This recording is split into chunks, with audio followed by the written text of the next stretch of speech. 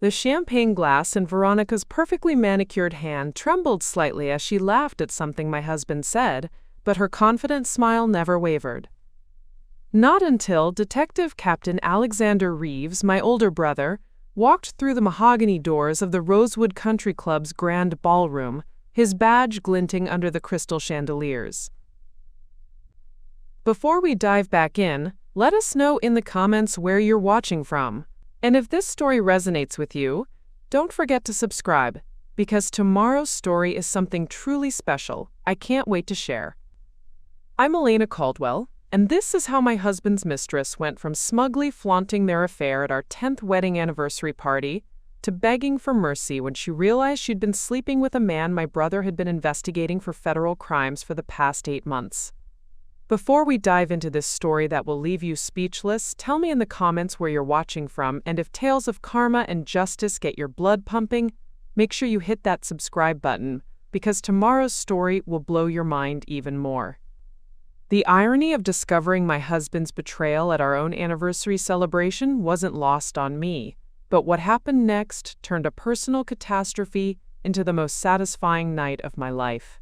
You see, while I'd been planning what I thought was a romantic evening to rekindle our marriage, Veronica Ashworth, the stunning marketing director from David's pharmaceutical company, had been planning something entirely different. "Elena, darling," Veronica had approached me earlier that evening, her emerald dress hugging her curves perfectly, her smile radiating false warmth. "You look absolutely radiant tonight. David is so lucky to have such a devoted wife." The way she emphasized devoted should have been my first clue, but I was too focused on making sure everything was perfect for our guests. The Rosewood Country Club was the most exclusive venue in Millbrook Heights, and I'd spent months planning every detail of this celebration. "Thank you, Veronica," I'd replied, adjusting the white roses in the centerpiece. "I'm so glad you could make it. David speaks so highly of your work at Pinnacle Pharmaceuticals." Her laugh was like silver bells with a hint of mockery. "Oh, David and I work very closely together." "Very closely." The way her eyes sparkled when she said it made my stomach clench, though I couldn't quite understand why at the time. Throughout the evening, I watched as Veronica moved through our party like she owned it. She knew exactly where everything was: the bathroom, the coat check, even the private balcony that I'd specifically requested for intimate photos with David. She complimented our choice of wine, mentioned how cozy our house must be, and somehow knew that David preferred his scotch neat, not on the rocks. "How does she know so much about our preferences?" I'd whispered to my best friend Charlotte, who was helping me coordinate the evening. Charlotte's face had darkened. "Elena, honey, we need to talk." But before she could elaborate, the evening's carefully orchestrated facade began to crumble in the most unexpected way. David had been acting strangely all week: nervous phone calls, late nights at the office, and an unusual interest in our anniversary guest list. When I'd mentioned that my brother Alexander would be attending, David's face had gone pale. "Your brother, the detective? I thought he was working that big case." "He is, but he promised he'd make time for our anniversary. You know how important family is to Alex." What I didn't know then was that David's nervousness had nothing to do with impressing my brother, and everything to do with the fact that Alexander had been building a federal case against Pinnacle Pharmaceuticals for illegal drug trials, falsified research data, and distribution of unapproved medications to vulnerable patients. The first crack in Veronica's confidence appeared when she spotted Alexander's unmarked police car pulling into the country club's circular driveway. I watched from the window as her champagne glass slipped slightly in her grasp, and she quickly scanned the room for David. "Elena," she said, appearing beside me with forced casualness, "that gentleman getting out of the car, is he a friend of yours?" "That's my brother, Alexander. He's a detective captain with the Metropolitan Police. Why do you ask?" The color drained from her face so quickly I thought she might faint. "Oh, no reason. Just curious about your family." But curiosity had nothing to do with the panic that flashed across her features. Unknown to me at the time, Veronica wasn't just David's mistress. She was his partner in a scheme that had been defrauding insurance companies and endangering patients' lives. While I'd been planning romantic dinners and anniversary parties, they'd been planning how to cover their tracks in a federal investigation. When Alexander walked through those mahogany doors in his perfectly tailored navy suit, his detective's eyes immediately swept the room with professional assessment. He was off duty, but 20 years in law enforcement had trained him to notice things others missed, like the way certain people suddenly became very interested in their phones or started gravitating toward the exits. "Elena!" Alexander's warm voice boomed across the ballroom as he approached with his arms open for a hug. "Sorry I'm late, little sister. You know how it is with the Pinnacle case." "Oh." He stopped mid-sentence, his gaze fixing on something behind me. I turned to see Veronica frozen like a deer in headlights, her champagne glass now openly shaking in her hand. Well, Alexander said quietly, his tone shifting from brotherly warmth to professional interest. "Veronica Ashworth, fancy meeting you here. Now the story is moving towards its true beginning, so stay with us and don't skip any parts. And fast forward, the next development is incredibly compelling." That's when Veronica's confident smile finally cracked completely, and I realized that my anniversary party was about to become something much more dramatic than I'd ever imagined. The woman who'd been smugly flaunting her affair with my husband had no idea she'd just walked into a trap 8 months in the making, and my detective brother was about to serve justice with a side of champagne and wedding cake. What happens next will shock you. It took a lot of care and time to prepare and narrate this for you, so if you're enjoying it, a quick subscribe really helps and means the world to us. All right, let's get back to it. The tension in the Rosewood Country Club's ballroom was thick enough to cut with a knife as Alexander's professional gaze locked onto Veronica, but what happened in the next 20 minutes revealed a web of deception so intricate that my husband's affair was just the tip of the iceberg. "Detective Reeves," Veronica stammered, attempting to regain her composure while her champagne glass continued its telltale trembling. "What a surprise to see you here." "I'm sure it is," Alexander replied, his voice carrying that particular tone I'd heard him use during interrogations. "Elena, would you mind if I borrowed your friend for a moment?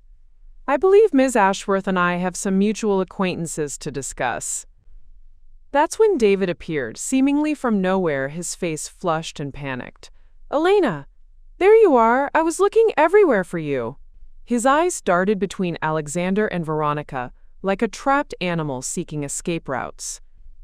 "David Caldwell," Alexander extended his hand with a smile that didn't reach his eyes.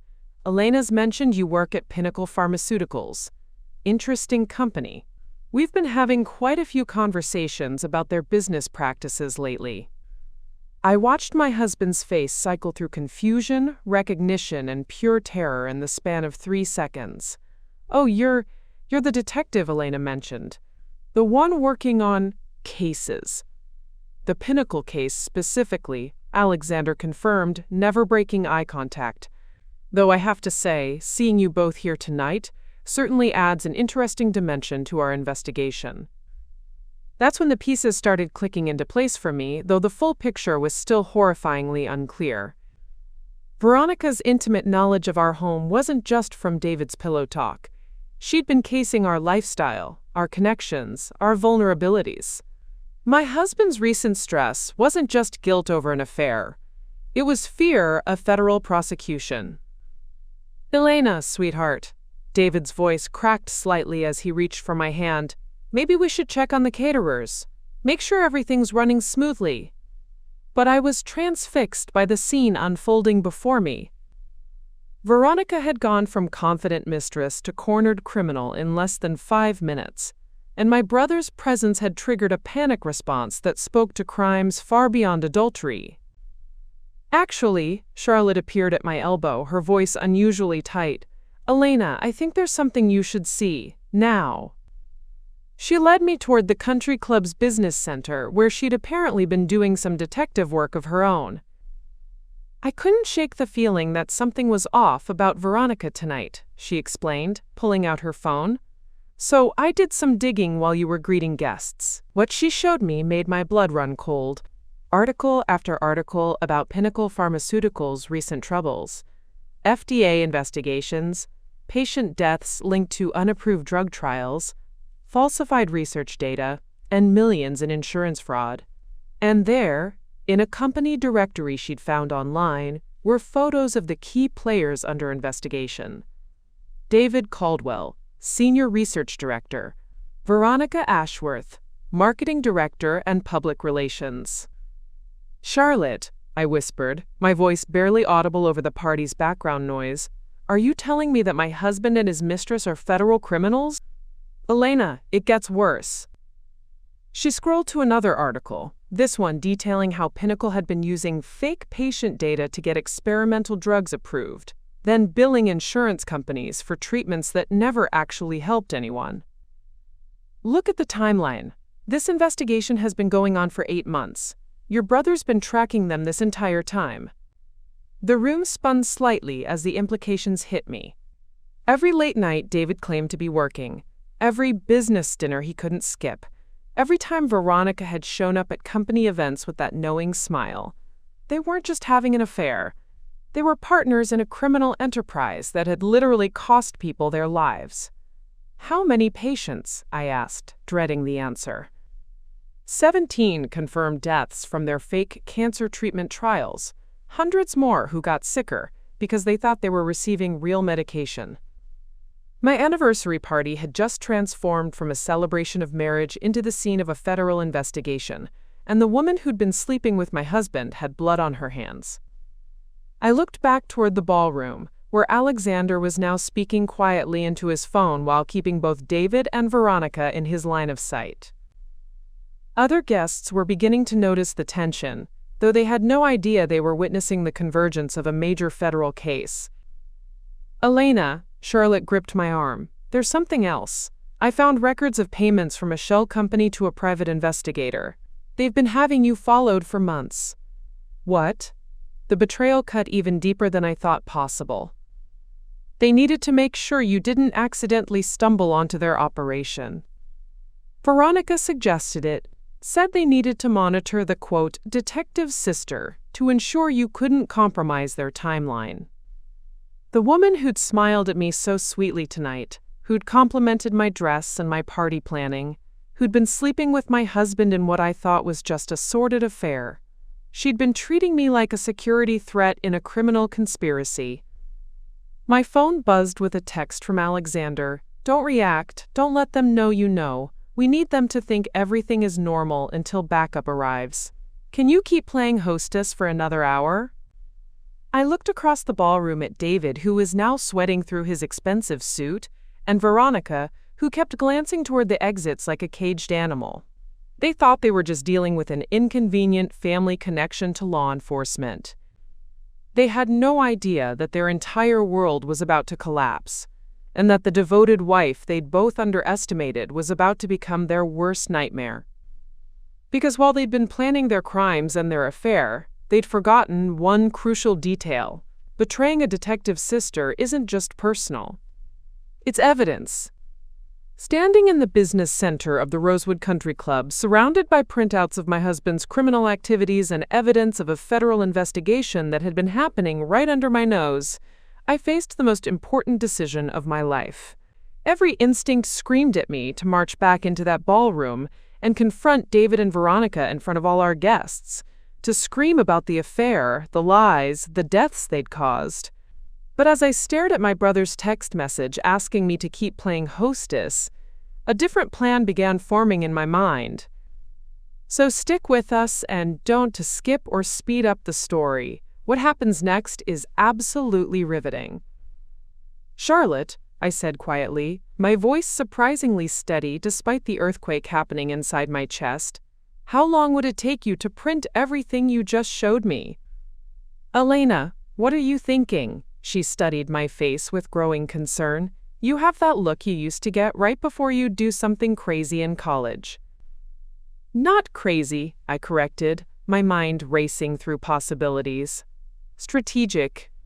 David and Veronica think they're dealing with an inconvenient coincidence. My brother showing up at a party where they happen to be. They don't know that I know anything about their crimes, their affair, or the fact that they've been having me followed. I pulled out my phone, scrolling through months of text messages from David. Late nights at the office, emergency meetings, business trips with the marketing team. Every lie was documented in black and white, and now I understood the real context behind each deception. They think I'm still the naive wife who plans anniversary parties and doesn't ask too many questions, I continued, feeling a cold clarity settle over me. What if we let them keep thinking that? Charlotte's eyes widened. Elena, your brother is conducting a federal investigation. This isn't some marital dispute you can handle with a dramatic confrontation. Exactly. I turned back toward the ballroom, where I could see David and Veronica through the glass doors, both still trapped in conversation with Alexander, while other party guests mingled obliviously around them. Alexander needs evidence, right? Solid, irrefutable proof that will stick in federal court? Well, yes, but... And who has better access to their private communications, their schedules, their unguarded moments, than the wife they think is too stupid to notice what's happening right in front of her face?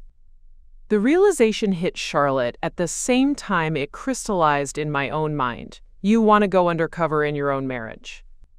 I want to give my brother everything he needs to make sure they never hurt another patient, never steal another dollar, and never walk free again. I felt something shift inside me, a transformation from victim to operative. David's been treating me like I'm invisible for months. Veronica's been playing games with me, thinking she's so much smarter than the devoted wife. Let them keep underestimating me. My phone buzzed again. Alexander, back up ETA 45 minutes. Need you to keep them here and act normal. Can you do this? Instead of responding immediately, I walked back toward the ballroom, Charlotte close behind me. Through the ornate glass doors, I could see the scene that would have devastated me an hour ago. My husband and his mistress, standing too close together, their body language screaming intimacy, despite their obvious panic about Alexander's presence. But now, instead of heartbreak, I felt something much more powerful, purpose. Elena, Charlotte grabbed my arm as we reached the doors. Are you absolutely sure about this? Once you start down this path, there's no going back. You'll be living a lie until the investigation concludes. I thought about the 17 patients who died believing they were receiving real cancer treatment. I thought about the hundreds more who'd gotten sicker while David and Veronica collected insurance payments for fake medications. I thought about every night I'd waited up for my husband, worried about his stress level, while he was actually planning crimes with his mistress. I've already been living a lie, I said firmly. The only difference is now I know the truth, and I'm going to use it. I typed my response to Alexander. I can do more than keep them here. I can get you everything you need from the inside. Trust me. His reply came quickly. Elena, this could be dangerous. They've already shown they're willing to have you surveilled. They're surveilling someone they think is harmless. Let me show them exactly how harmless the detective's sister can be. Charlotte looked at me with a mixture of admiration and terror. What exactly are you planning? Phase 1. Get through tonight without arousing suspicion. Play the perfect anniversary party hostess while your boyfriend gathers evidence from the outside. I straightened my shoulders, checking my reflection in the glass door. Phase 2. Become the wife David thinks he married. Supportive, trusting, eager to help with his work. Get access to files, communications, meetings. And Phase 3? A cold smile spread across my face as I watched Veronica lean closer to David, probably planning their next move or their escape strategy. Phase 3. Make sure they're both in the same room when Alexander serves those arrest warrants, preferably somewhere public, where everyone can see exactly who they really are. I pushed open the ballroom doors, immediately shifting into performance mode. The grieving wife discovering her husband's affair would have to wait. Tonight I was going to be Elena Caldwell, federal informant. Darling! I called out brightly as I approached David and Veronica, who both turned toward me with visible relief. They thought my return meant safety, normalcy, the end of their immediate panic. They had no idea I'd just declared war. "Sorry to abandon you both. Alexander was just telling me about his work." It sounds so fascinating. David, you should definitely get his advice about those new compliance procedures at Pinnacle. I'm sure Alexander would love to hear about your innovative approaches to drug development. The look of pure terror that flashed across both their faces was worth every lie I was about to tell for the next however many weeks this investigation would take. Because they thought they'd been playing games with Elena, the anniversary party planner. Now they were about to meet Elena, the federal informant, and she played for keeps.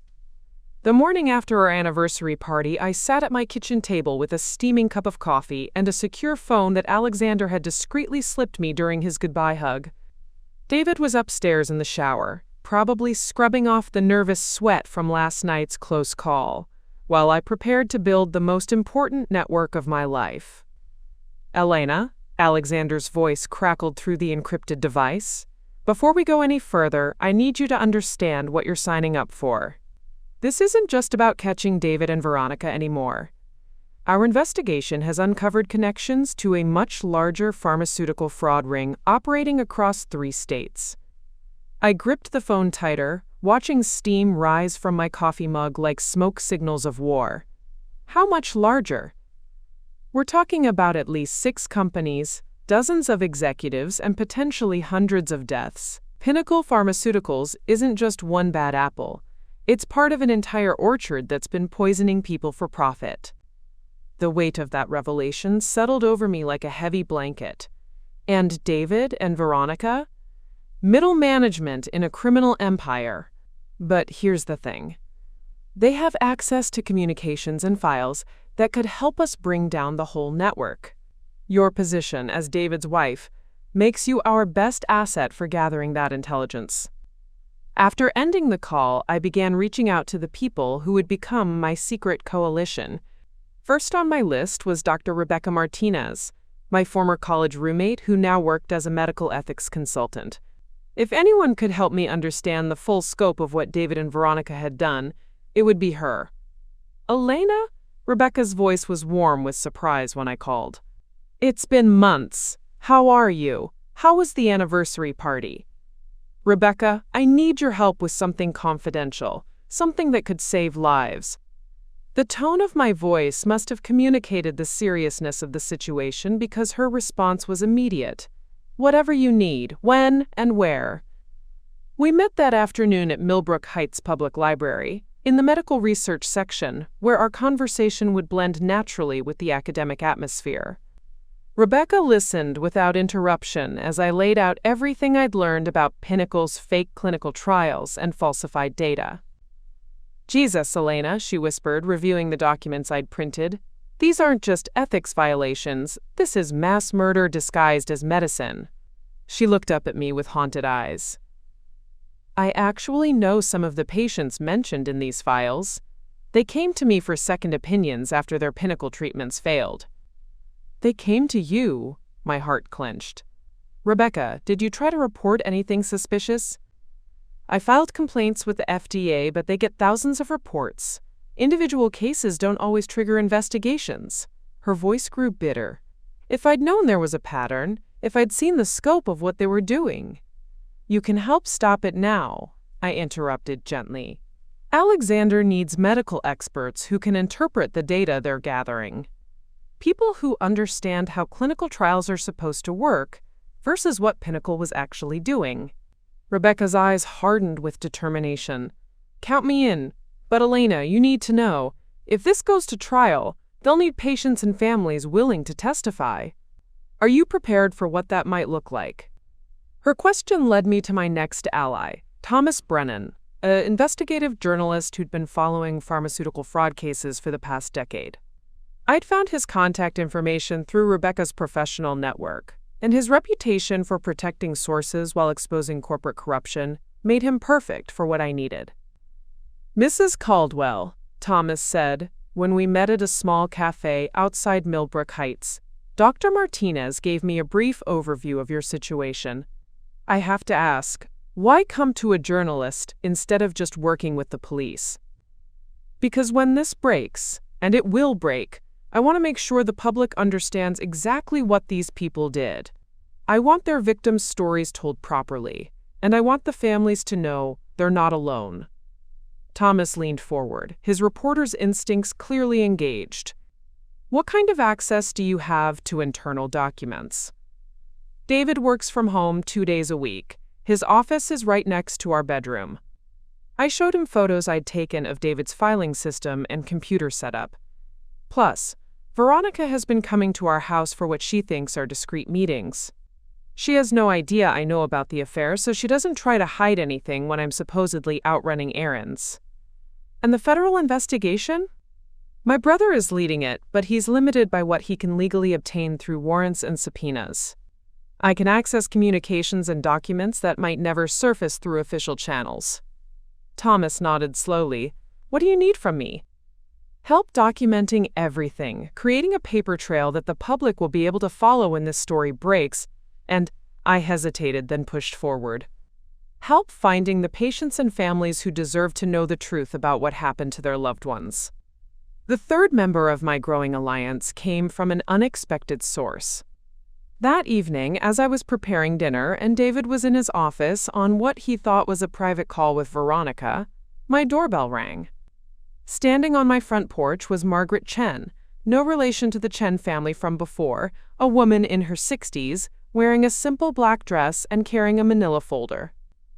Mrs. Caldwell, I'm Margaret Chen. My husband participated in one of your husband's clinical trials 6 months ago. Her voice was steady, but her eyes held a pain that made my chest ache.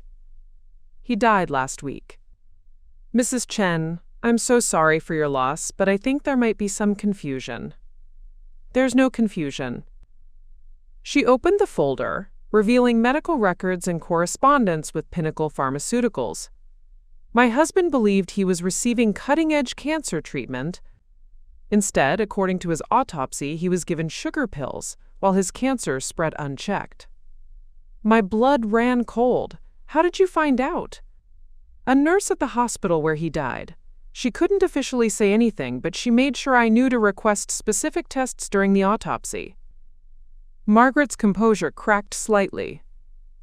Mrs. Caldwell, I know what your husband and that woman have been doing. I've been gathering evidence from other families, other patients. We're organized and we're angry. How many families? 43 so far, and growing every day. We call ourselves the Pinnacle Truth Coalition. She handed me a business card with a phone number and email address. We know about the federal investigation. We know about your brother. And we know you're in a position to help us get justice. Standing in my doorway, looking at this woman who'd lost her husband to my husband's greed, I realized that my personal betrayal was just one small piece of a much larger tragedy. But it was also the key to bringing down the entire system. Mrs. Chen, I said, stepping aside to let her in, let's talk about how we're going to make sure David and Veronica pay for what they've done to all of us. Because while David thought he was just hiding an affair from his naive wife, he had no idea that his wife was now connected to federal agents, medical experts, investigative journalists, and 43 families who wanted justice. His world was about to get much smaller and much more dangerous. 3 weeks into my double life as both devoted wife and federal informant, I had transformed our home into the most sophisticated surveillance operation David and Veronica could never have imagined. While they thought they were conducting their affair and criminal conspiracy in the safety of familiar surroundings, I was systematically documenting every conversation, every document, and every incriminating detail of their operation. The breakthrough came on a Tuesday morning when David received what he thought was a private call in his home office. I was supposedly in the garden planting fall bulbs, but the audio equipment Alexander had helped me install was capturing every word through the heating vents that connected our bedroom to his office space. Veronica, we need to accelerate the Phoenix timeline. David's voice crackled through my earpiece as I knelt among the chrysanthemums, my hands working the soil while my mind recorded every detail. The Martinez family is asking too many questions about Roberto's autopsy results. How much do they know?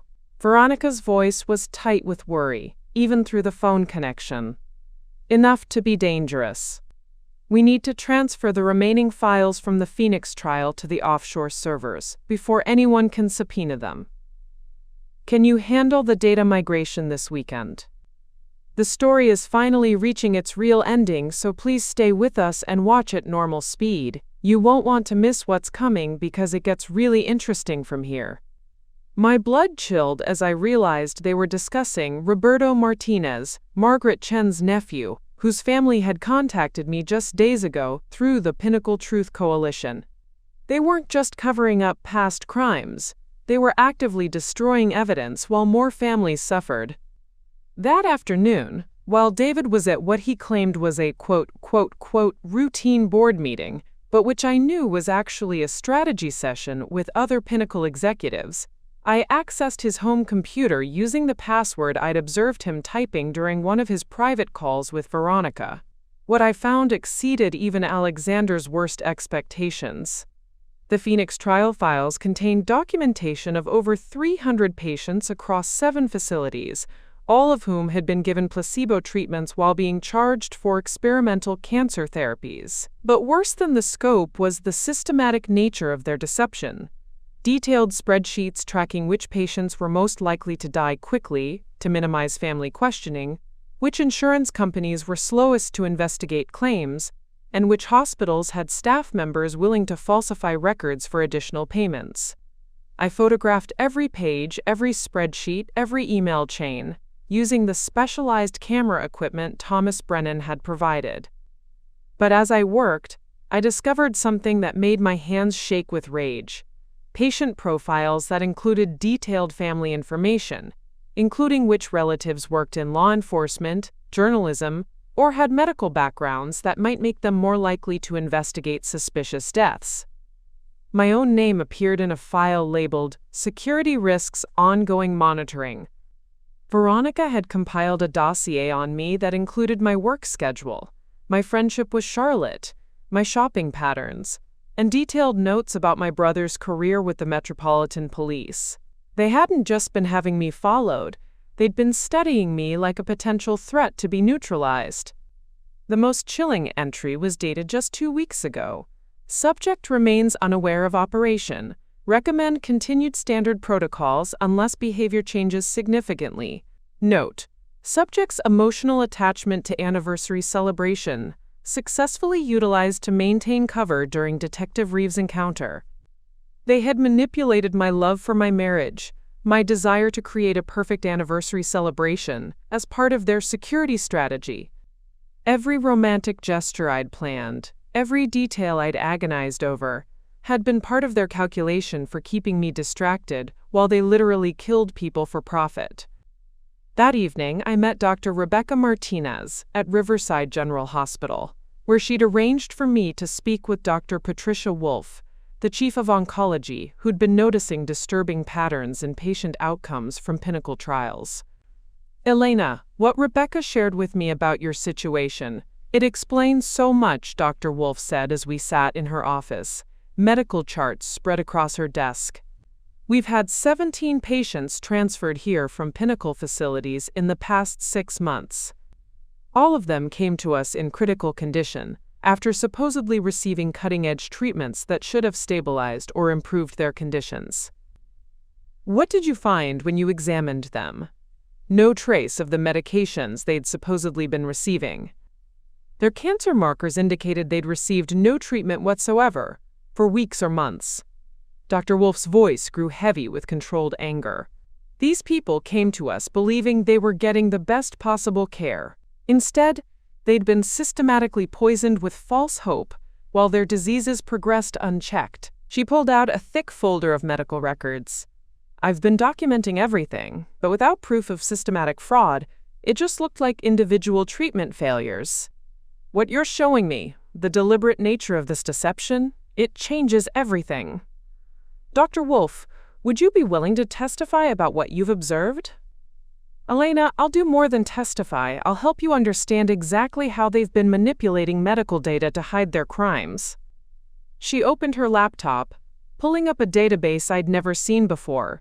Rebecca suggested you might need help interpreting some of the technical aspects of what your husband has been doing. For the next 2 hours, Dr. Wolf walked me through the sophisticated methods David and Veronica had been using to falsify clinical trial data. They hadn't just been giving patients sugar pills instead of real medication. They'd been actively manipulating blood tests, imaging results, and progress reports to make it appear that ineffective treatments were showing promise. This isn't just fraud, Dr. Wolf explained, pointing to manipulated lab results that showed cancer markers decreasing when patients were actually dying. This is torture. These families watched their loved ones suffer, believing that the suffering was part of a treatment that would ultimately save them. Later that night, I transmitted everything to Alexander through our secure communication channel, including the Phoenix trial files, the patient manipulation protocols, and Dr. Wolf's medical analysis. His response came back within an hour. Elena, this is enough to bring down the entire network. But we need one more piece: proof of the financial structure. Can you get access to their banking records? I looked across our bedroom at David, who was sleeping peacefully beside me, completely unaware that his wife had just handed federal investigators enough evidence to destroy his life and the lives of everyone involved in their criminal conspiracy. Tomorrow was Friday. Veronica always came to the house on Friday afternoons for what David thought were private strategy sessions. But this Friday, while they planned their next moves in our living room, I would be in David's office photographing their financial records and documenting the money trail that funded their empire of death. Because while they thought they were just two criminals in love, hiding their affair and their crimes from a naive wife, they were actually performing their conspiracy in front of the most motivated and well-equipped intelligence-gathering operation they would ever encounter. And tomorrow, I was going to get them both exactly where Alexander needed them to be. The Friday afternoon meeting I'd been planning turned into the most terrifying 3 hours of my life when David and Veronica's paranoia reached a breaking point, and I realized that my cover as the oblivious wife was beginning to crack under the pressure of their growing desperation. I was in David's office, photographing the final batch of financial records while they conducted their strategy session in the living room below, when Veronica's voice cut through the house with an edge I'd never heard before. David, we have a problem. A big one. I froze, camera halfway to another document, as footsteps moved rapidly across the hardwood floors downstairs. Through the baby monitor I'd hidden in a flower arrangement, ostensibly for security but actually for surveillance, I could hear every word with crystal clarity. What kind of problem? David's voice carried the exhaustion of a man who'd been fielding crisis after crisis for weeks. 3 more families contacted lawyers yesterday, all Phoenix trial patients, all asking specifically about falsified lab results and placebo medications. Veronica's heels clicked against the floor in agitated pacing. David, they're using terminology that only someone with inside knowledge would know. My blood turned to ice as I realized they were talking about the families from Margaret Chen's coalition. Families I'd been secretly helping to connect with legal representation through Thomas Brennan's network of contacts. How could they possibly know about the placebo protocols? David's voice rose dangerously. Those documents are classified at the highest levels. Even our own research staff didn't have access to the full scope. That's what worries me, Veronica replied, and I could hear her settling into one of our living room chairs.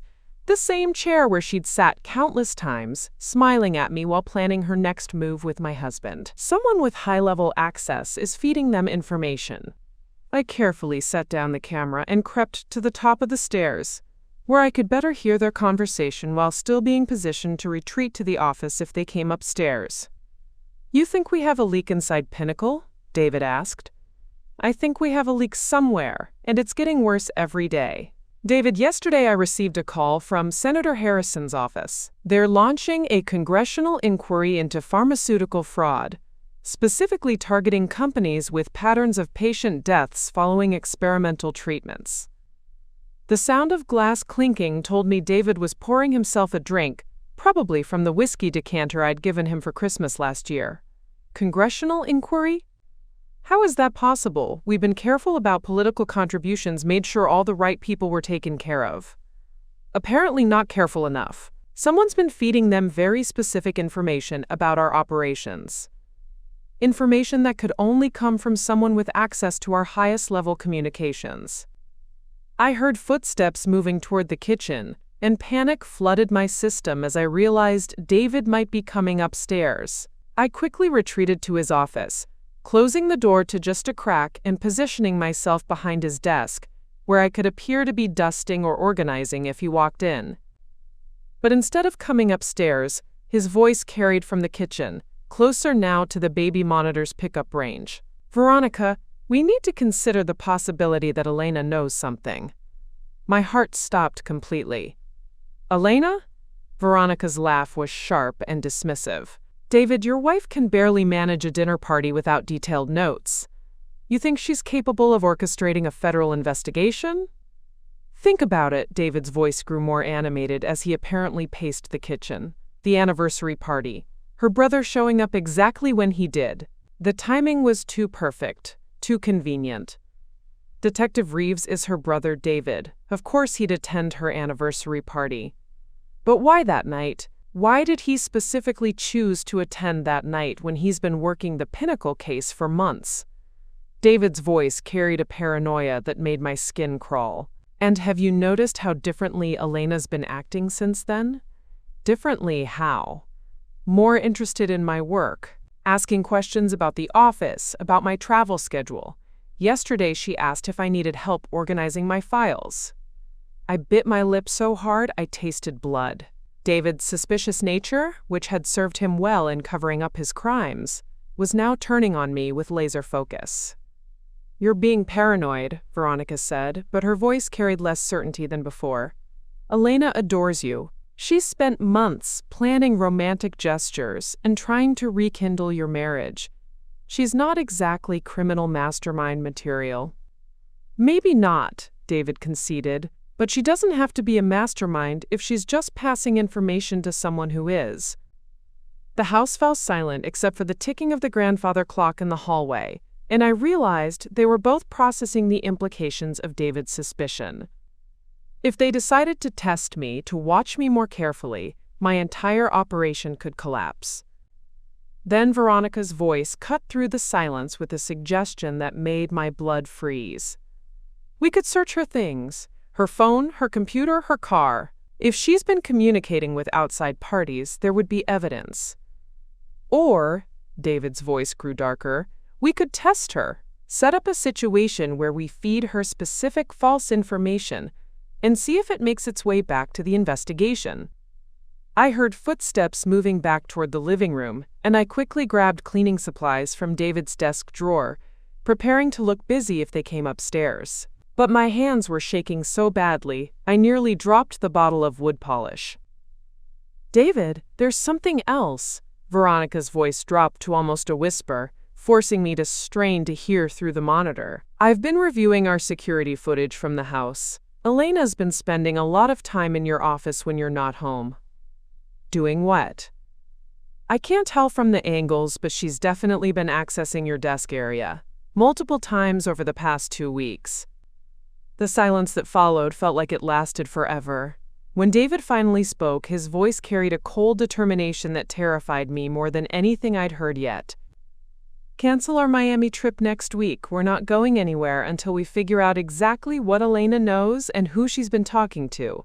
I heard chairs scraping against the floor as they both stood up, and panic shot through my system as I realized they were about to start actively investigating me. Everything I'd worked for, all the evidence I'd gathered, the 43 families waiting for justice. It could all disappear if David and Veronica discovered my real activities. But as I listened to their footsteps moving through the house below me, I realized that their paranoia had just handed me the most dangerous opportunity yet. They were so focused on uncovering my hypothetical betrayal that they weren't protecting themselves from my actual investigation. Because while they planned to test me for loyalty, I was about to give them a test they would never see coming. The next 72 hours became the most carefully orchestrated deception of my life, as I prepared to turn David and Veronica's paranoia into the very trap that would destroy them. While they planned to test my loyalty, I was setting the stage for a confrontation that would expose their crimes in front of the people whose opinions mattered most to them both. Saturday morning, I implemented the first phase of my counterplan by doing something completely unexpected. I told David a carefully constructed version of the truth. "Honey," I said over breakfast, my voice carrying just the right amount of hesitation, "I need to talk to you about something that's been bothering me since the anniversary party." David's coffee cup froze halfway to his lips, and I could see Veronica tense from where she sat at our kitchen island, supposedly reviewing work emails but actually monitoring every word of our conversation. "What's wrong, sweetheart?" David's voice was carefully controlled, but I caught the flash of panic in his eyes. "It's about Alexander. Some of the things he said that night. About his investigation at Pinnacle." I twisted my wedding ring nervously, a gesture I'd perfected over years of actual anxiety that now served as perfect camouflage. "David, I'm worried that your company might be in serious trouble." The relief that washed over David's face was almost comical. He thought I was coming to him with concerns, not revelations. "Elena, what exactly did Alexander tell you?" "He mentioned something about patient safety issues and financial irregularities. He seemed to think that people at Pinnacle might be in legal jeopardy." I reached across the table and took David's hand, injecting my voice with wifely concern. "I know how hard you've been working lately, how stressed you've been. I'm terrified that you might somehow get caught up in whatever's happening, even if you haven't done anything wrong." Veronica actually smiled at this performance, clearly buying into the narrative of the worried wife who'd picked up fragments of information and misunderstood their significance. "Sweetheart," David said, his voice taking on the patronizing tone he'd been using with me for months, "you don't need to worry about any of that. Alexander's investigation is focused on a completely different department. The work I do, the work Veronica and I do, is completely legitimate. But what about those late nights, those emergency meetings, those trips you've been taking?" I let my voice crack slightly, as if I was finally voicing fears I'd been suppressing for weeks. David and Veronica exchanged a look that they thought was subtle, but I caught every nuance of their silent communication. They were deciding how much of their cover story to maintain versus how much truth they could safely reveal. "Elena," Veronica interjected, her voice warm with false sympathy, "I think David and I should probably explain what's really been happening. You deserve to know the truth." This was the moment I'd been preparing for, the moment when their arrogance would lead them to reveal details they thought I couldn't understand or use against them. "The truth is," David began, "we've been working on a special project, a research initiative that requires absolute confidentiality because of competitive concerns. That's why we've been having so many private meetings, why we've been traveling together." "What kind of research?" I asked, widening my eyes with the innocent curiosity they expected from me. "Cancer treatment protocols," Veronica said smoothly. "We're developing revolutionary therapies that could change how oncology works. But if our competitors found out about our methods, they could steal years of research and development." I nodded earnestly, as if this explanation made perfect sense, while internally marveling at how easily they lied about work that had literally killed hundreds of people. "That makes me feel so much better," I said with apparent relief. I was imagining all sorts of terrible scenarios. "But if you're working on something that could help cancer patients, that's wonderful." Over the next 2 days, I used their newfound willingness to share harmless details, to extract information that would have taken Alexander months to obtain through official channels. Under the guise of supportive wife wanting to understand her husband's important work, I learned about upcoming meetings with international pharmaceutical executives, planned expansion of their research protocols to facilities in Canada and Mexico, and most crucially, the location and timing of their next major strategy session. "We're having a comprehensive review meeting this Thursday," David explained as we cuddled on the couch Sunday evening, while Veronica pretended to work on her laptop nearby. All the key players from the research initiative will be there. It's the kind of meeting that only happens once every few months. Where are you having it? I asked, stroking his hair with wifely affection. The Grandview Conference Center. Veronica booked the executive suite for privacy. He squeezed my hand. I'm sorry I can't tell you more specific details, but the confidentiality requirements are very strict. What David didn't know was that Alexander had been trying to get surveillance access to Grandview for weeks, but the facility's security and privacy policies made it nearly impossible to monitor without compromising the investigation. Now, thanks to my husband's pillow talk, I could provide not just the location but the exact suite number and timing. Monday morning, while David was in the shower and Veronica had stepped outside to take a private call, I sent Alexander the intelligence through our secure channel. Thursday, 2 p.m., Grandview Conference Center, Executive Suite 12. All key players confirmed attending. His response came back within minutes. Elena, this is perfect. We'll have audio/video surveillance in place. But we need you to stay away from Grandview Thursday. For your safety and to avoid compromising the operation. I stared at that message for a long moment before typing my response. Actually, I have a better idea. What if the devoted wife decided to surprise her hardworking husband with lunch for his important meeting? The pause before Alexander's reply told me he was considering the implications. Elena, that's extremely dangerous. If something goes wrong, then make sure nothing goes wrong, I typed back. Because I want to be there when they realize that the naive wife they've been lying to for months just handed them to federal agents on a silver platter. Tuesday and Wednesday passed in a blur of final preparations. Thomas Brennan positioned himself with media credentials to cover a, quote, pharmaceutical industry conference at Grandview. Dr. Wolf and Rebecca Martinez prepared to provide expert commentary on the medical evidence once arrests were made. Margaret Chen organized 43 families to be available for immediate press statements about their loved ones who died in Pinnacle's fake trials. By Wednesday night, as I lay in bed next to David while he slept peacefully, believing his wife was safely contained and his secrets were secure, everything was in place for the most public, most devastating exposure of pharmaceutical fraud in recent history. Thursday morning, David kissed me goodbye and told me he loved me, completely unaware that he was about to attend the meeting that would destroy his life and expose every crime he and Veronica had committed. And I was going to be there to watch it happen. Thursday afternoon at 2:47 p.m., I walked into Executive Suite 12 at the Grandview Conference Center, carrying a catered lunch tray and wearing the brightest smile I could manage, while 7 of the most dangerous pharmaceutical executives in the country sat around a mahogany conference table discussing how to expand their empire of medical fraud to international markets. Surprise! I announced cheerfully, setting the lunch tray on the side table as 8 guilty faces turned toward me with expressions ranging from confusion to absolute terror.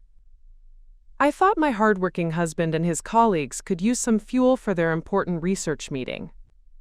David's face went through several colors before settling on a sickly gray. Elena, what are you doing here? This is a private meeting. I know, honey, but I wanted to do something special for the team that's working so hard to develop revolutionary cancer treatments. I began unpacking sandwiches and salads, my movements deliberately slow and methodical while I memorized every face around that table. After our conversation this weekend, I realized how little I understood about the incredible work you're all doing to help patients. Veronica, seated to David's right, managed to find her voice first.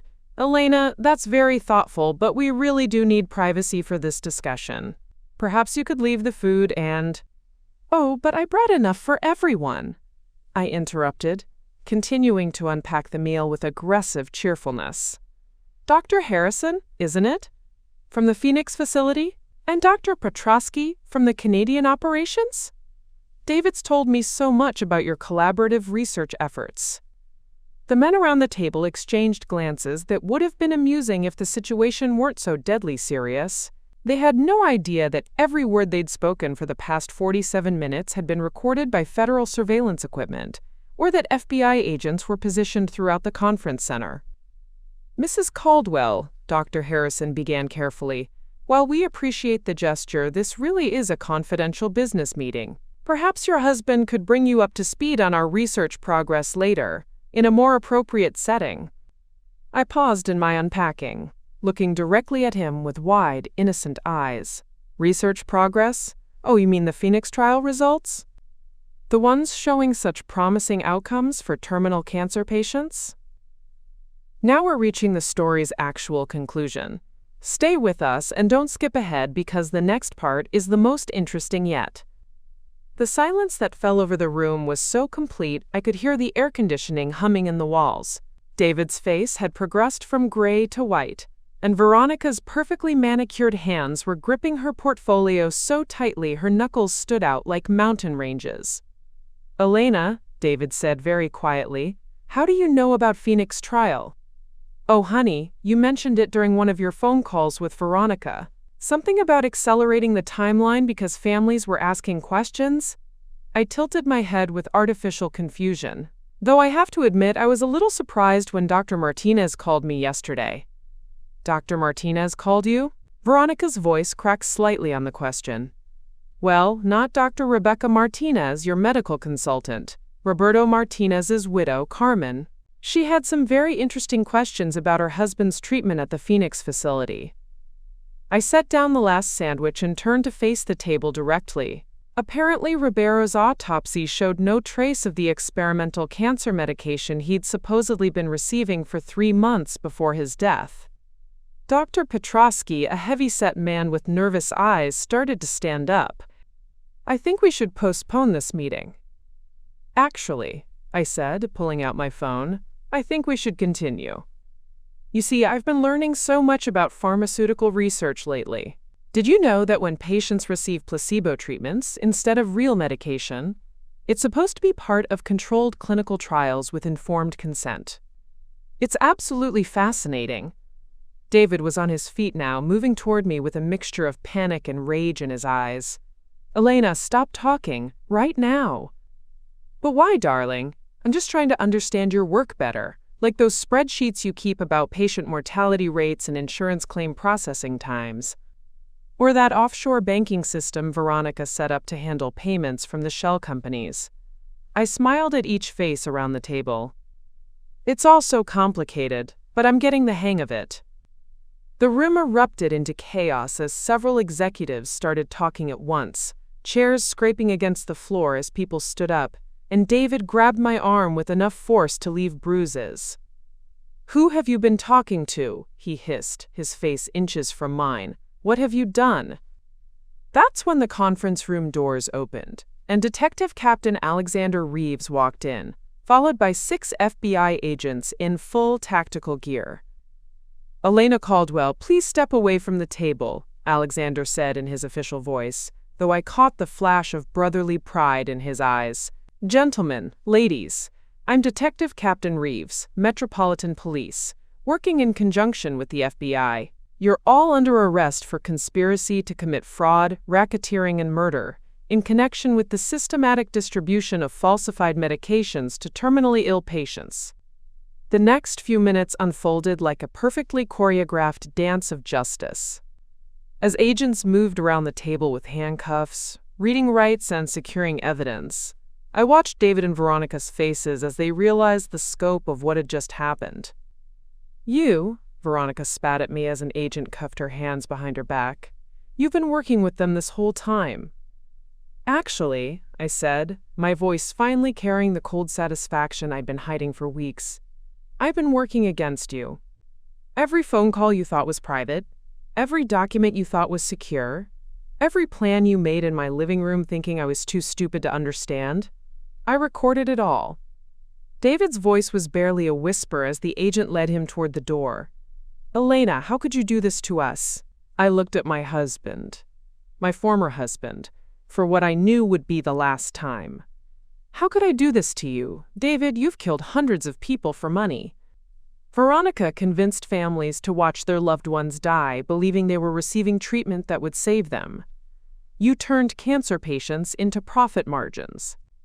As the agents escorted them from the room, Veronica turned back one final time, her composure finally completely shattered. "You have no idea what you've just destroyed. The research we were doing, the lives we could have saved." "The only lives you saved," I called after her, "were the ones who won't die tomorrow because you're finally stopped." The conference room fell silent except for the sound of evidence being collected and cameras clicking as crime scene photographers documented everything. Through the floor-to-ceiling windows, I could see news vans already arriving in the parking lot, alerted by Thomas Brennan's carefully timed press release. Alexander approached me as the last of the criminals was led away. "Elena, are you all right?" I looked around the room where 7 people had been planning to expand their empire of medical fraud to international markets, never suspecting that the detective's sister they'd been monitoring was actually monitoring them right back. "I'm perfect," I said, meaning it for the first time in months. "How long until the rest of the network is arrested?" "Coordinated raids are happening right now at 17 locations across 3 states, Alexander replied. "By tonight, the entire pharmaceutical fraud ring will be in federal custody." Outside the conference center, I could see Margaret Chen and other families from the Pinnacle Truth Coalition gathering with reporters, finally ready to tell their stories to a world that would listen. Because while David and Veronica had thought they were attending a private strategy meeting, they'd actually just performed their crimes in front of federal agents, their victims' families, and the national media. And the naive wife they'd spent months manipulating and underestimating had orchestrated every moment of their downfall. Within 6 hours of the arrests at Grandview Conference Center, the pharmaceutical fraud scandal exploded across every major news network in the country, and the immediate fallout exceeded even my most optimistic expectations for justice. I sat in Alexander's office at Metropolitan Police Headquarters, watching the domino effect of consequences unfold in real time across multiple television screens. "Breaking news," the anchor on Channel 7 announced, Thomas Brennan's byline appearing at the bottom of the screen. "Federal agents have arrested 17 executives from what prosecutors are calling the largest pharmaceutical fraud conspiracy in U.S. history. The scheme allegedly involved giving terminally ill cancer patients placebo treatments while billing insurance companies millions for experimental therapies that never existed."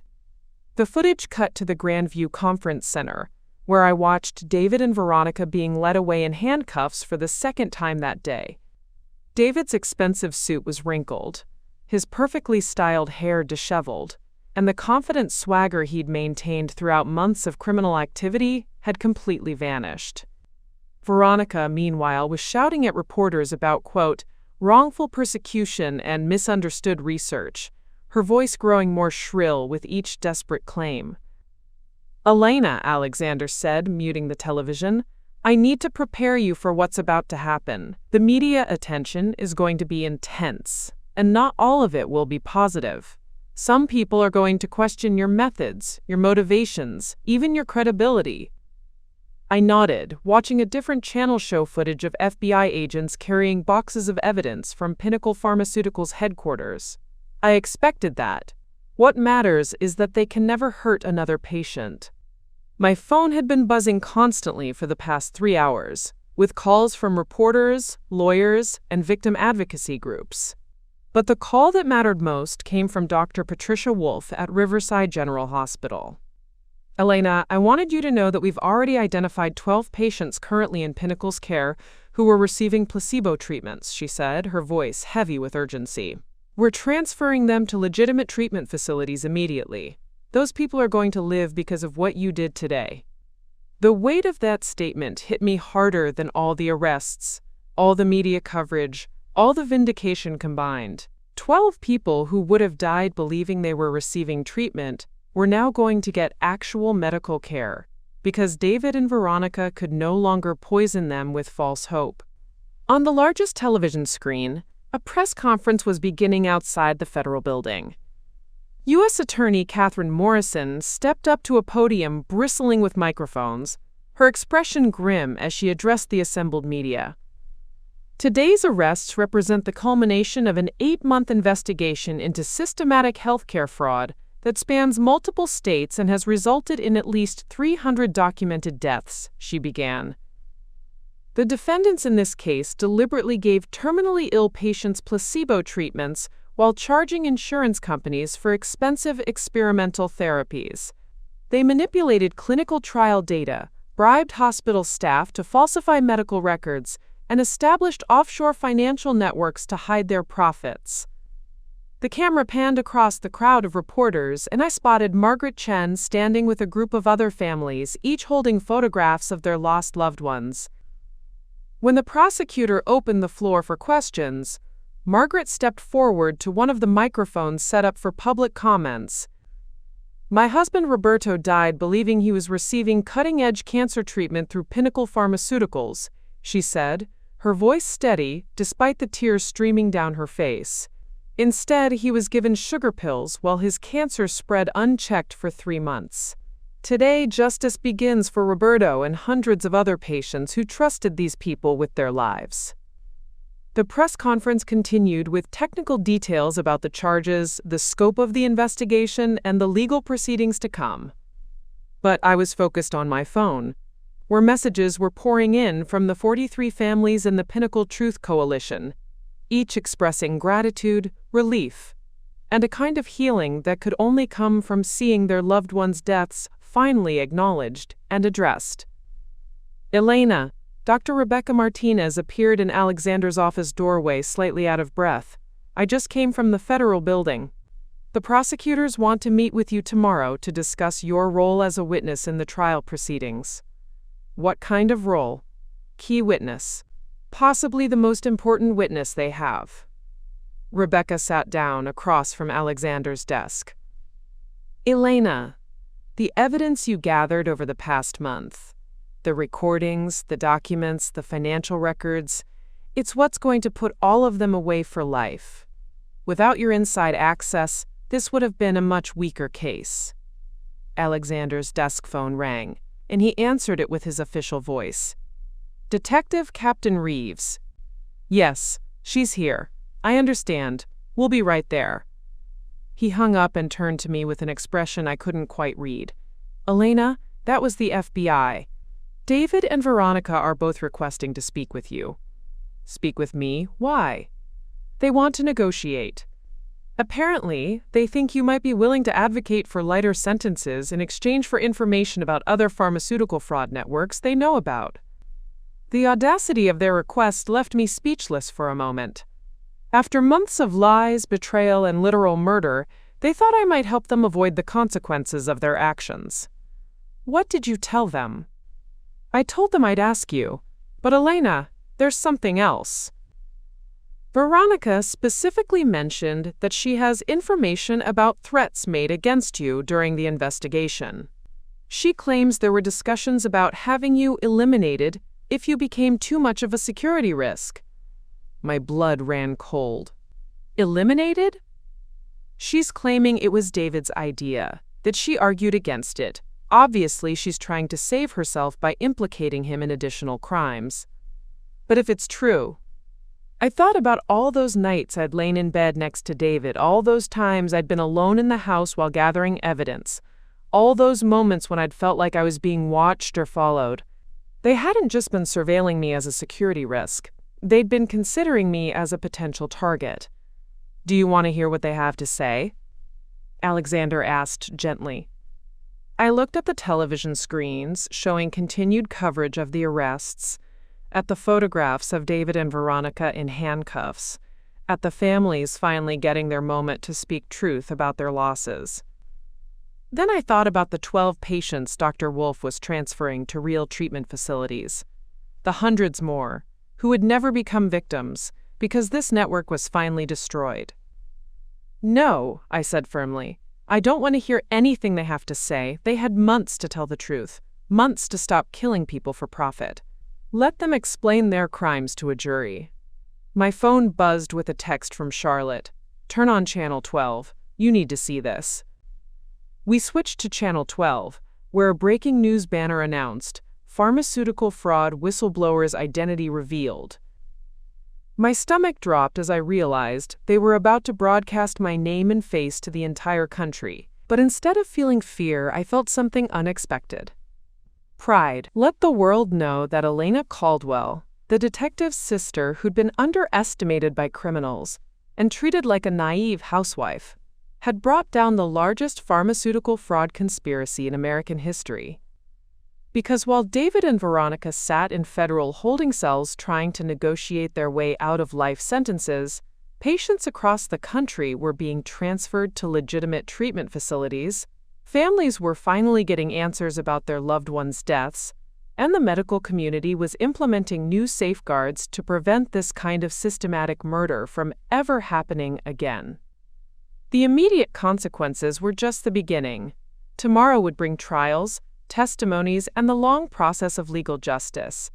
But tonight, for the first time in months, I would sleep peacefully knowing that no more patients would die from David and Veronica's greed. 2 years after that Thursday afternoon at Grandview Conference Center changed everything, I stood at the podium of the National Healthcare Ethics Conference in Washington, D.C., looking out at an audience of medical professionals, pharmaceutical executives, and patient advocates who'd gathered to hear about the systemic changes that had emerged from the Pinnacle Pharmaceuticals scandal. Now we're reaching the story's actual conclusion. Stay with us and don't skip ahead because the next part is the most interesting yet. When I discovered my husband's affair, I began, my voice carrying clearly through the packed auditorium, I thought I was dealing with a personal betrayal that would destroy my marriage. I had no idea I was uncovering a criminal conspiracy that had been systematically murdering cancer patients for profit. In the front row, Margaret Chen sat with Carmen Martinez and dozens of other family members from the Pinnacle Truth Coalition, their faces reflecting the bittersweet satisfaction of justice finally served. Behind them, Dr. Patricia Wolfe and Dr. Rebecca Martinez nodded encouragingly, their own careers now focused on the patient protection protocols that had emerged from our investigation. The trial proceedings had taken 18 months to complete, but the verdicts were everything we'd hoped for and more.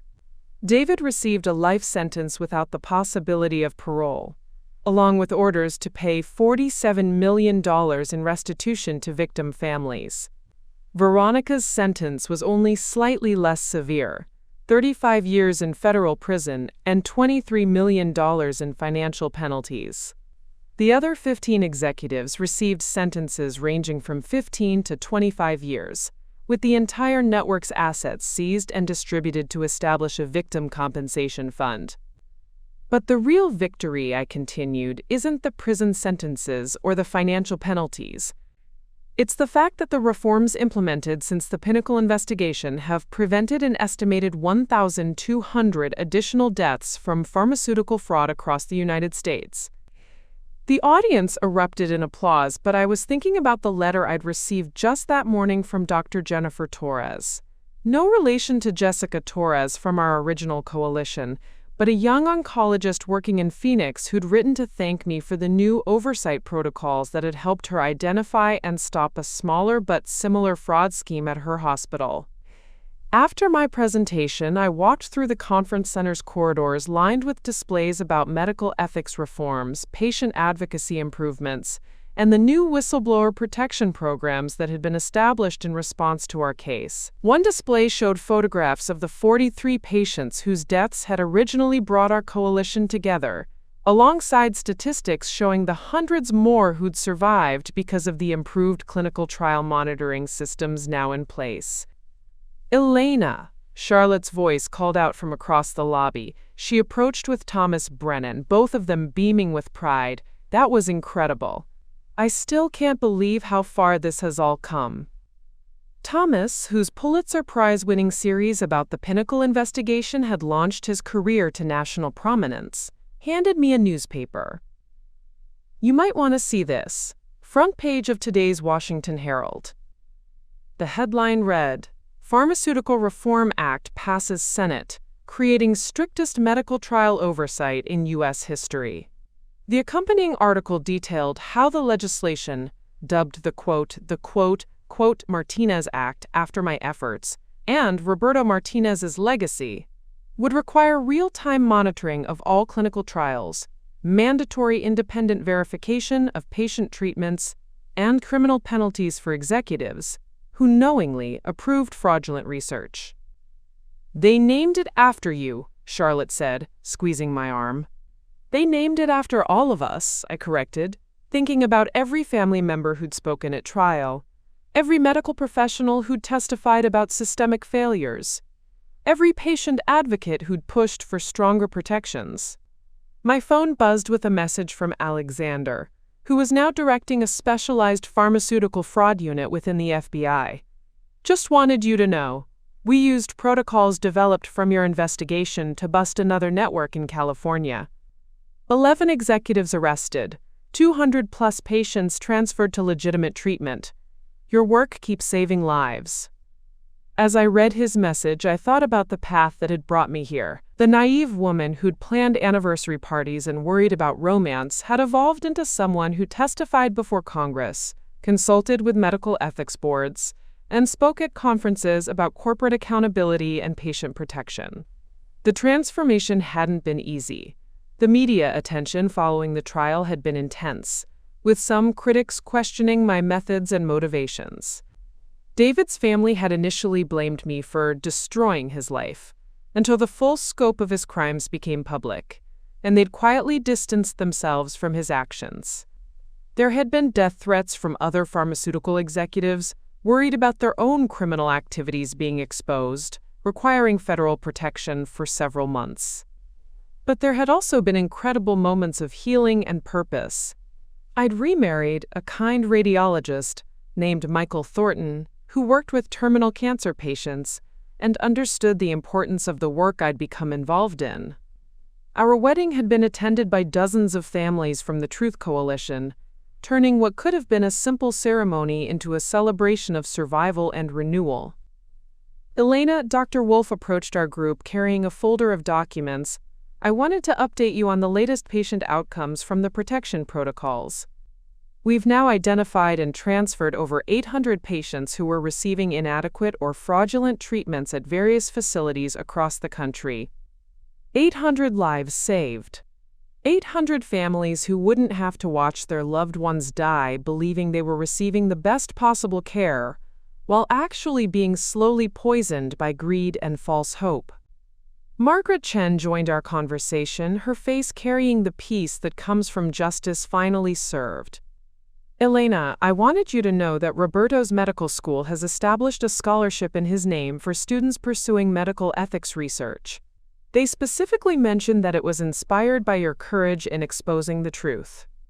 As the conference wound down and attendees began making their way home, I stood in the lobby one final time, surrounded by the displays documenting how a personal betrayal had evolved into a movement for systematic change. The woman who'd discovered her husband's affair 2 years ago couldn't have imagined standing here today, knowing that her decision to seek strategic justice instead of emotional revenge had created protections for thousands of future patients. My phone lit up with one final message of the day, this one from an unexpected source, Veronica Ashworth, writing from federal prison. "Elena, I know you'll probably never read this, but I wanted you to know that I understand now what we did was wrong. I hope the families can forgive us someday." I stared at the message for a long moment, then deleted it without responding. Some betrayals were too profound for forgiveness, and some consequences were too important to soften with sentiment. Because while Veronica sat in prison contemplating her crimes, 800 patients were alive today who might not have been without the reforms that emerged from her downfall. And that was justice enough. Coming up next, you'll see 2 more stories we handpicked just for you. If this one struck a chord, you're gonna love what's next. Tap to keep the journey going.